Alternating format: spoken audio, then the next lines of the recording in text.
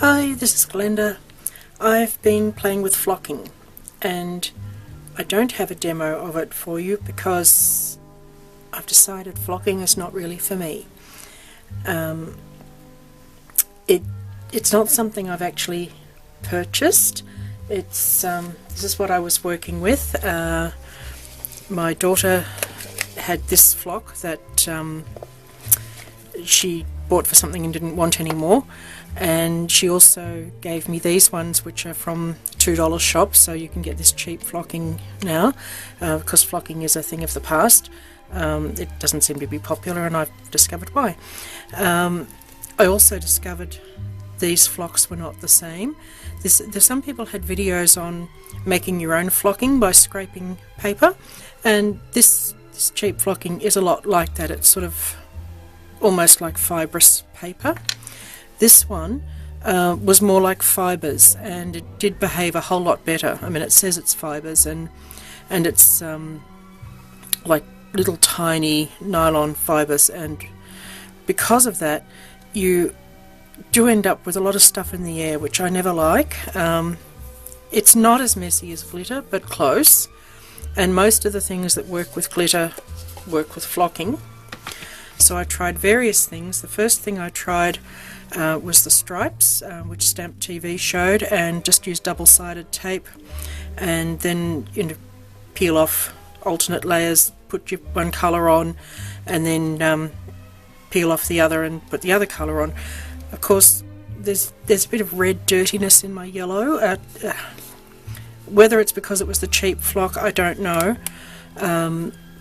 But anyway, I did two stripe ones. I embossed this one after I'd done it. The next thing I tried was doing an embellishment, and probably that's the most useful thing, to add fluff to your little animals and things. But it was so fiddly. It was so much fiddlier than just making one of these same owls out of paper. So you really got to want to do it. Maybe I could have just done a bear or something, but I was trying to do a hoot for my grandson's birthday, and it's really the wrong colours for hoot, so I ended up a generic owl. This attempt was, actually, did I have two of these? Yes. Was using a brass stencil and putting glue through that and then putting my flocking on that, and I would have to call that a failure. I don't know how well it shows on camera, but in person it's really horrible. Please note that everything I tried I turned into a card. I was so determined not to waste my efforts. So I mean, this one, it's this strange corner piece because this was unusable, this part. It was just a horrible mushy mess. And this is the higher quality flocking, and it certainly came up better than the cheap one. I think I used a modelling paste on this one instead of a glue to see if that would come up better. So I mean, it's obviously not a scientific comparison. On this one I used the lace technique where you put a piece of lace down on adhesive, pour one colour on, shake it off, take your lace off, put the other colour on, and it's subtle, but I mean you get such a wow effect if you do that in glitter. And of course, because I naturally had a little bit of glitter on my lace, and there's often glitter in my room, this has a little sparkle to it that was unintentional because there was glitter on the lace, and so there's a real sparkle in this one. Very unintentional. With this one I stamped. That's probably the best result I got. This particular one came with a matching adhesive, so it's the same colour. If you want to get any kind of strength in your colour, you've got to have the colour underneath it as well.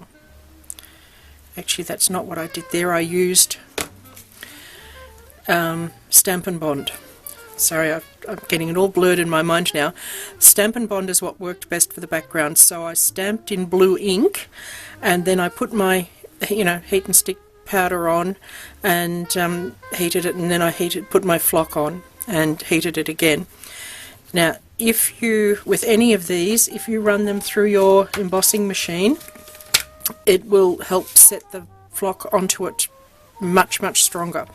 I just had this piece of, you know, backing from a sticky sheet, and I put it between that and then ran it through my machine, and that would really help set it. And then if you just run a soft brush over it, it sort of fluffs it up again a little bit, because otherwise it can feel a bit flat. I mean, the whole point of this is to have the texture. But that certainly was a tip that was worthwhile doing if you're doing flocking, to run it through your machine. I even did it on the owl, and it just helps it all sit so it's not going to come off on people. No, that's not coming off, it's just my really dirty hands. Now, this one I tried, I think that was the heat and stick again, but because I used clear ink, it's really wishy-washy. If I'd stamped that in black ink, I'd have a much better effect. The polka dots are actually flocked. This was the last card I made. I had 2 pieces from it, and this was such a cheater card. I've put my flock piece on 2 stickers and I was done, and I really like the effect. They're rather stunning stickers. They're from one of our local $2 shops. It's amazing what you can get now. Well, that one is. This one I've had in the stash for ages. But see, that was stamped in clear, and it's really not very impressive. It was stamped in clear, heat and stick, and then white flock, and it just doesn't have a wow to it whatsoever. This is one of the lovely flowers my younger daughter made. They're a gift, and I've been sort of hoarding them, and I think that's about the last one. She makes them into hair clips. She has a Facebook page, and if anybody's interested, I'll give you the link. She sells all her hair clips and cards. She does stunning cards. She's quite a different style to me. She's a very arty person, and anyway,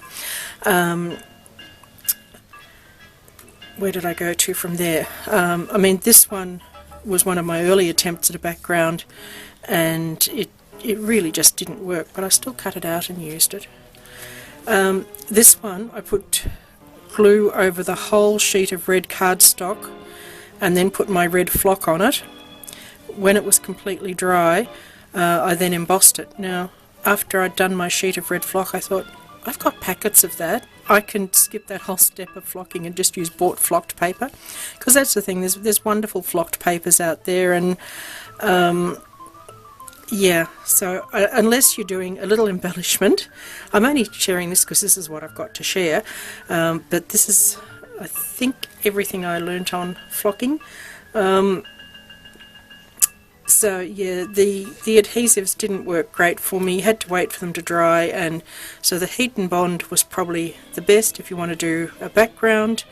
You do need a colour underneath it, whether that be the adhesive or your stamping or whatever, and the little embellishments are a cute thing to do with flocking. And that's my whole thing of flocking. I can now put it away with a clear conscience and probably not get it out again for a long time.